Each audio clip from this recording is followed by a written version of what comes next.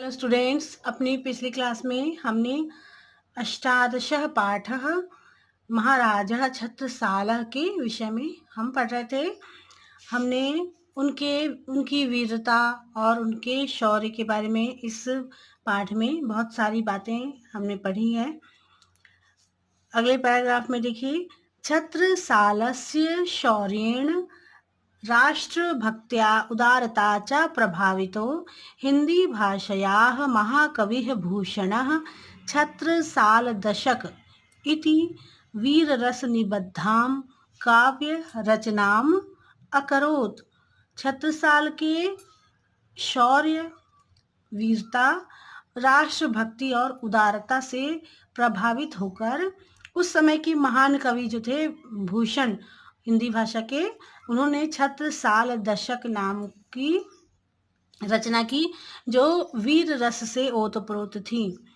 छत्रसालः काव्य साहित्य शास्त्र सम्मानार्थं भूषण महाकवेः शिविकाम अपि उत्तोलयत्।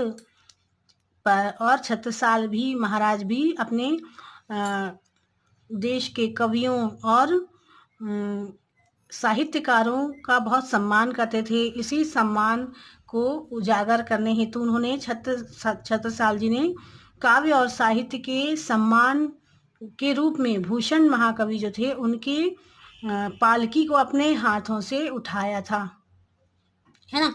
पालकी उठाने वाले तो एक वो रहते हैं, पालकी उठाना ही उनका काम रहता, परंतु उन्होंने उनका सम्मान किया और खुद उनकी पालकी को अपने हाथों से उठाया।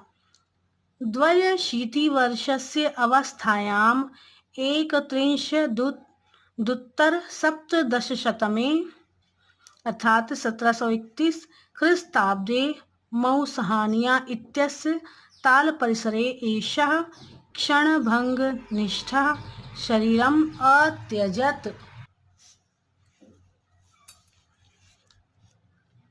82 वर्ष की अवस्था में मौसानिया नाम के एक ताल परिसर में जो छत्रसाल थे, महाराज छत्रसाल, उन्होंने ताल के किनारे, एक तालाब के किनारे क्षण भर में नष्ट होने वाले इस शरीर का त्याग कर दिया। अधुना सः पांच भौतिक शरीरेण न अस्ति, परन्तु यशः शरीरेण सर्वदा अस्मान् भारतीयान् प्रेरयन् राष्ट्रभक्ति भावं च शिक्षयन् तिष्ठति एव।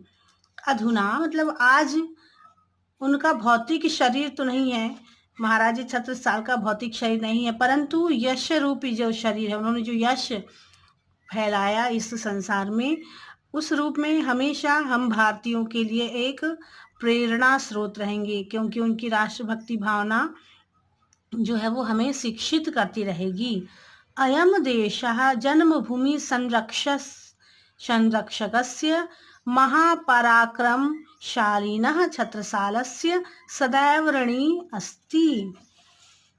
हमारा जो हमारा देश है, जन्मभूमि हमारी जो भारत है, इसके संरक्षक रहे वो छत्रसाल, क्योंकि उन्होंने बाहर से आने वाले विद्रोहियों और विदेशी जो शासक थे, जो क्रूर शासक थे, उनका दृढ़ता से विरोध किया और अपनी मातृभूमि की रक्षा की। तो ये हमारी जो जन्मभूमि है उनकी सदैव ऋणी रहेगी, क्योंकि उन्होंने अपने प्राणों की परवाह न करते हुए इस मातृभूमि की रक्षा के लिए सदैव वे तत्पर रहे।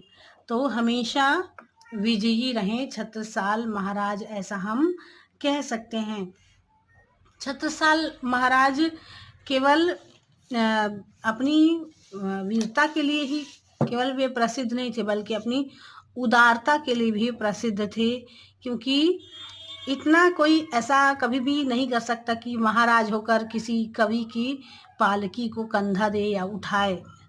और फिर अनेक समय पर उन्होंने अपनी उदारता का परिचय दिया है, जो कि हम अपनी इस पाठ में अपने पढ़ चुके हैं। जैसे कि बाजीराव के एक बार बुलाने पर महाराज छत्रसाल जो हैं वो उनकी रक्षा, उनके साथ देने के लिए चले गए और फिर वहाँ पर उन्होंने विजय भी प्राप्त की और इसी विजय से बाजीराव ने प्रसन्न होकर उन्हें तृतीय भाग, जो उन्होंने राज्य जीता था उसका तृतीय भाग उन्हें दे दिया।